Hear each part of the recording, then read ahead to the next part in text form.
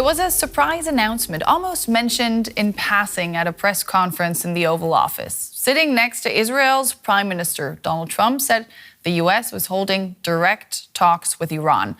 The aim, a deal over Tehran's nuclear program. Trump unilaterally pulled out of the last Iran nuclear deal in 2018 during his first presidency. The White House has now confirmed that negotiations are set to continue on Saturday in Oman and will be led by the man seemingly tasked with solving all the world's crises, Special Envoy Steve Witkoff. Here's Donald Trump. We're having direct talks with Iran, and they've started. It'll go on Saturday. We have a very big meeting, and we'll see what can happen. And I think everybody agrees that doing a deal would be preferable to doing the obvious. I think if the talks aren't successful with Iran, I think Iran is going to be in great danger. And I hate to say it, great danger, because they can't have a nuclear weapon. The great danger that Donald Trump is alluding to there is potential military action. He's threatened to bomb Iran if it fails to agree to a nuclear deal. Iranian officials today were skeptical about Saturday's talks, but they have agreed to take part. But Iran's foreign minister, Abbas Araqchi, said they would be indirect, likely with Omani mediators shuttling between the parties. He said Tehran wants to see concrete gestures from the U.S. before any officials talk face-to-face. If the other side shows the necessary goodwill, a deal can be reached. In the end, the ball is in America's court. If the other side comes to Oman with real determination, we will certainly get results. Among the reactions today, Russia threw its backing behind the U.S.-Iran talks, whether they be direct or indirect. That support from the Kremlin came as Russia's lower house of parliament ratified a 20-year strategic partnership with Iran to deepen political, economic, and military ties. The treaty fell short of a mutual defense pact like the one signed between Russia and North Korea last year.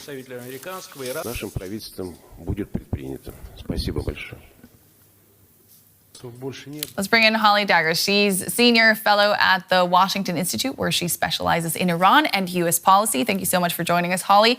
Now, the U.S. says the talks are direct. Iran says they're indirect. What difference does it make? I would say potato, potato. At the end of the day, they're going to talk, and that's the most important point. And from what we've been actually seeing is two things.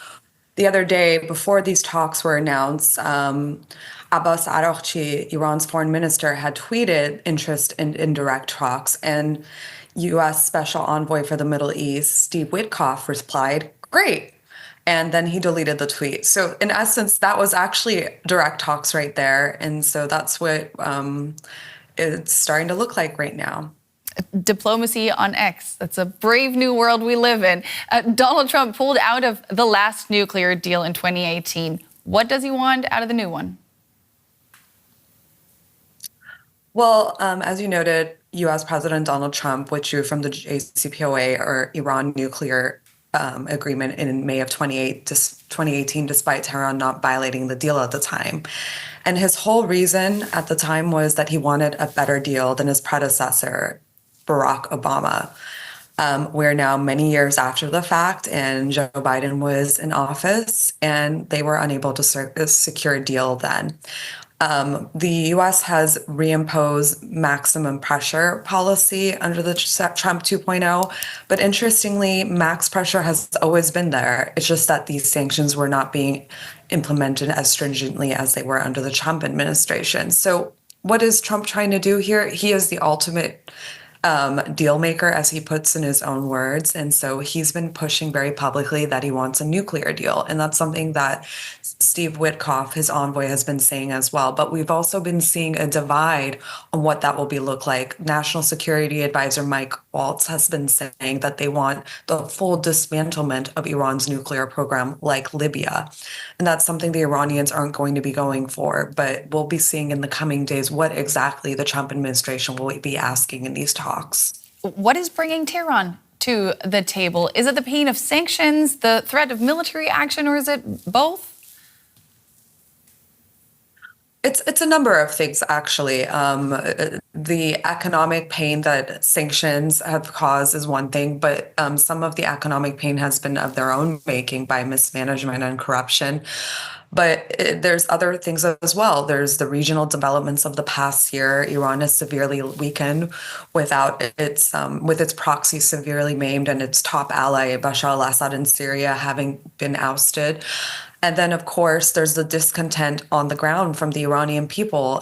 You may remember in 2022, there was an uprising called the Mahsa Amini protest or Women Life Freedom Uprising. And it's because Iranians on the ground did not want the regime. So they're in a very sticky situation domestically. And if they don't make some sort of deal that would bring some economic reprieve, they're going to have a situation on their hands with a lot of discontent on the ground that may pour out into the streets. And of course, the option of the other alternative, as you noted, is military action. Yeah. The Iranian foreign minister says Saturday's meeting will be as much an opportunity as a test. Do you see room for an agreement?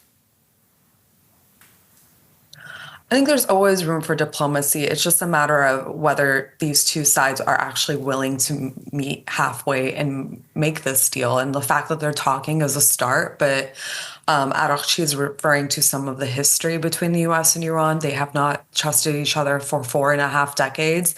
And the original JCPOA that was signed in 2015 was considered a confidence building measure. And it was one that arguably failed because the Trump administration withdrew from the JCPOA despite Tehran not violating it. So in their eyes, well, what's to say that it's not going to happen again? So I could see something being pushed further, like a treaty. And that's something that President Trump could actually make happen in Congress because of the support he has from the Republican Party, who's historically been against a nuclear agreement with Tehran. Trump announced the talks sitting next to Benjamin Netanyahu. We saw the video there. How does Israel feel about this? Well, Israel, it seems that they've been actually pushing for this Libya model. They've been wanting a full dismantlement of Iran's nuclear program. They think that Iran is an inherent threat, rightfully so, given some of the rhetoric coming from the clerical establishment. And of course, their Holocaust denial over the years. So, but we're also in a post-October 7th world where there's been some regional developments that Israel has been involved in, such as the maiming of Hezbollah and the assassination of its leader, Hassan Nasrallah, and some of the ramifications that indirectly played to the ouster of Assad in Syria. So for them, they're in a sticky situation. If there's a deal made, and it's not one that's any better than the original JCPO, and if worse, how is that going to, in their eyes, protect them from, let's say, another attack by Iran, which has been these two instances of tit for tats in the past year? Yeah, we'll have to leave it there. Holly Dagres of the Washington Institute, thank you so much.